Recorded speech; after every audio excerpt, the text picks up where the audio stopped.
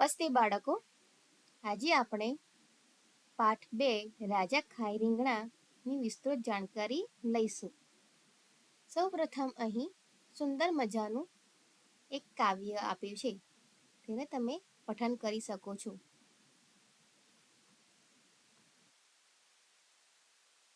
ત્યારબાદ વાતચીત આપી છે, જે તમે તમારા ટીચર સાથે કરી શકો છો.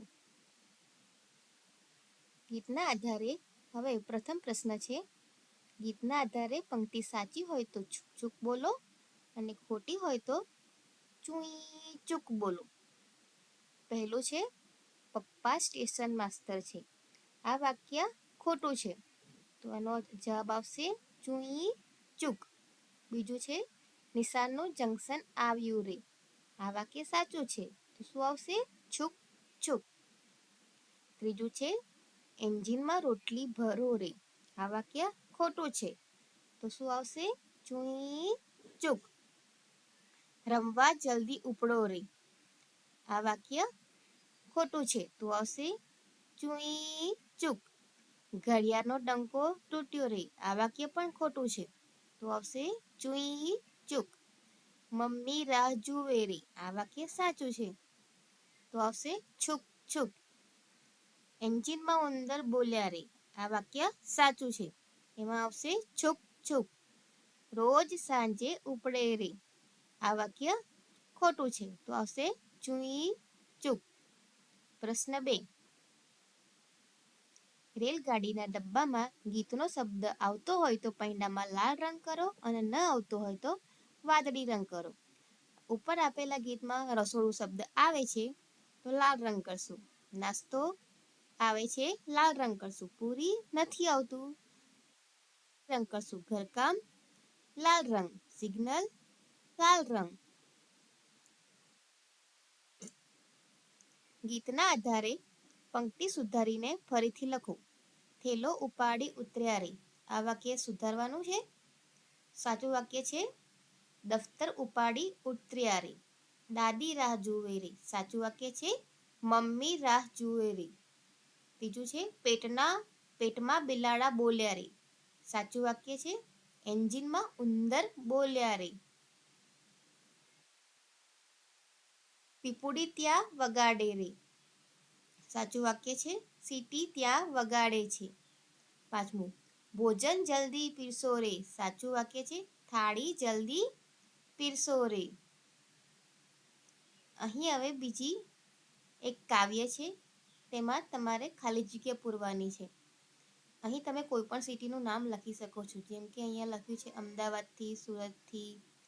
અને અહીં જે એક ગાડીને પાછી વાળો રે, તો આપણે બીજું પણ ઉમેરી શકીએ છીએ, એક ગાડીમાં હોર્ન વગાડો રે. તમે તમારી રીતે કોઈ પણ વાક્ય ઉમેરી શકો છો. હવે એક સુંદર મજાની વાર્તા છે, રાજા ખાય રીંગણા. એનું પણ તમે પઠન કરો અને પછી આપણે નીચેના પ્રશ્નોના ઉત્તર જોઈશું. વાતચીત તમે તમારા ટીચર સાથે કરી શકો છો અને મને અહીં આપ્યું છે અભિનય કરવાનું છે. તમે તમારા સ્કૂલના મિત્રો સાથે, શાળાના મિત્રો સાથે વેપારી, ડૉક્ટર, કંડક્ટર, ગ્રાહક, દર્દી, મુસાફરીના અભિનય કરી શકો છો. હવે પ્રશ્નો જોઈએ. આપેલા શબ્દો જેવા બોલાતા શબ્દો ઉદાહરણ પ્રમાણે વાર્તામાંથી શોધીને બોલો અને લખો. ઠીંગણા તો આવશે રીંગણા. ઘોડો તો આવશે ઓળો. ખાટ, વાટ, માળી, પાળી, બીજ, વીજ. ચિત્રના આધારે 5 વાક્યો બોલો. અહીં તમે 5 વાક્યો બોલી શકો છો, જેમ કે કારેલું ડ્રમ વગાડે છે, મરચું સ્પીકરમાં વાત બોલે છે, બટાકું તાળીઓ પાડે છે, વગેરે. લીટી દોરેલા શબ્દની જગ્યાએ વાર્તામાં વપરાયેલા શબ્દો કૌંસમાંથી શોધીને લખો. રાજાને રીંગણા ભાવ્યાની વાત પછી તો બધે ફેલાઈ ગઈ. વાર્તામાં છે પ્રસરાઈ ગઈ. એને તો રીંગણાનું સ્વાદિષ્ટ ભરથું બનાવ્યું. જવાબ આવશે ચટાકેદાર. હજુરિયા આજુબાજુ હાજર હતા. જવાબ આવશે આસપાસ. ભાઈ ખાવા જેવી જો કોઈ વસ્તુ હોય તો એ આ રીંગણા. જવાબ આવશે ચીઝ. રાજા થઈ ગયા આનંદી આનંદી. જવાબ આવશે રાજી રાજી. વાર્તાને આધારે વાક્ય કોણ બોલ્યું હશે તે લખો. વાહ, રાજાએ તો મારી રસોઈના વખાણ કર્યા. રસોઈયો. જોયું, રાજા મને ખાય એટલે બધાને જ ખાય. જવાબ આવશે રીંગણું. હું તો રીંગણ ખાઈ ખાઈને કંટાળી ગયો. જવાબ છે રાજા. અરે રે, અમે તો રીંગણ વાવીને પસ્તાયા. જવાબ છે ખેડૂતો. રાજા રીંગણા ખાય છે તો તેનો ભાવ વધારે જ હોય ને. તેનો જવાબ પ્રજા કે વેપારી હોઈ શકે. વાક્યોને ઘટના ક્રમમાં ગોઠવો અને ક્રમ પ્રમાણે લખો. અહીં 5 વાક્યો આપેલા છે. તેને આપણે ક્રમમાં ગોઠવવાના છે. પહેલો પ્રસંગ કયો બન્યો? પહેલો પ્રસંગ બન્યો છે રાજાને રસોડે નવો રસોઈયો આવ્યો. બીજો, રાજાએ રીંગણના ભરથાના ખૂબ વખાણ કર્યા. ત્રીજું, હજુરિયાઓએ રીંગણના વખાણ કર્યા. ચોથું, રીંગણના ભાવ ઊંચા ગયા. પાંચમું, રાજાને રસોડી રીંગણ આવતા બંધ થઈ ગયા. આડા આવડા થઈ ગયેલા મૂળાક્ષરને યોગ્ય જગ્યાએ મૂકી શબ્દ પૂર્ણ કરો. પહેલું છે ખાવણ. સાચો શબ્દ આવશે વખાણ. બીજા શબ્દનો સાચો શબ્દ છે હજુરિયો. ત્રીજા શબ્દનો સાચો શબ્દ છે રીંગણ. વાર્તામાંથી શોધી અધૂરું વાક્ય પૂર્ણ કરો. બીજો કહે, હાસ્તો વળી રીંગણ એ તો શાકનો રાજા. બધા શાકમાં એકમાત્ર વાહ એની જ. બીજું, ચોથો કહે ને સ્વાદ એનો ચસ્કો. આગળ આવશે, મોઢામાંય ન પીસે. ના ના, શાક એ તો ખવાતું હશે. ત્રીજું, રીંગણના ઢગલે ઢગલા. આગળ આવશે, પણ કોઈ ભાવે ન પૂછ્યું. ચોથું, એક કહે, રાજાજી રીંગણ એટલે.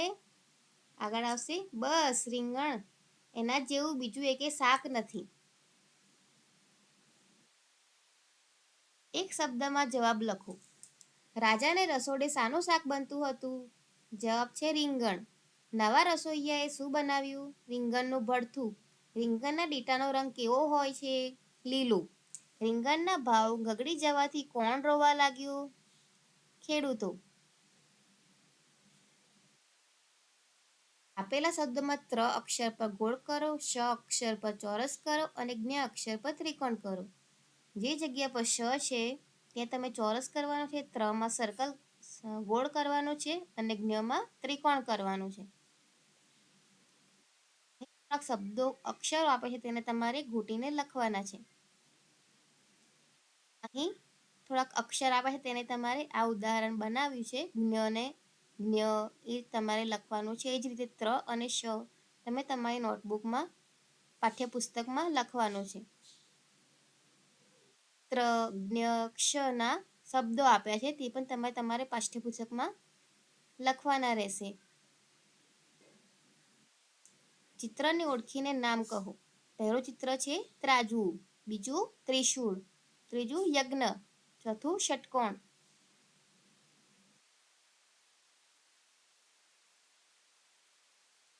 કૌંસમાં આપેલા શબ્દોમાંથી સાચો શબ્દ શોધીને ખાલી જગ્યા પૂરો. પહેલો, વેપારી મારો ઉપયોગ કરે છે. સાચો શબ્દ છે ત્રાજવું. હું વણીદાર છું. સાચો શબ્દ છે ત્રિશૂળ. બધા મને મજાથી વાંચે છે. જવાબ આવશે પત્ર. હું એક આકાર છું. જવાબ આવશે ષટકોણ. રીંગણનું ભરથું બનાવવાની રીત તમે મમ્મીની મદદથી લખો. અહીં મેં રીત આપી છે, તમે તમારી મમ્મીની મદદથી પણ લખી શકો છો.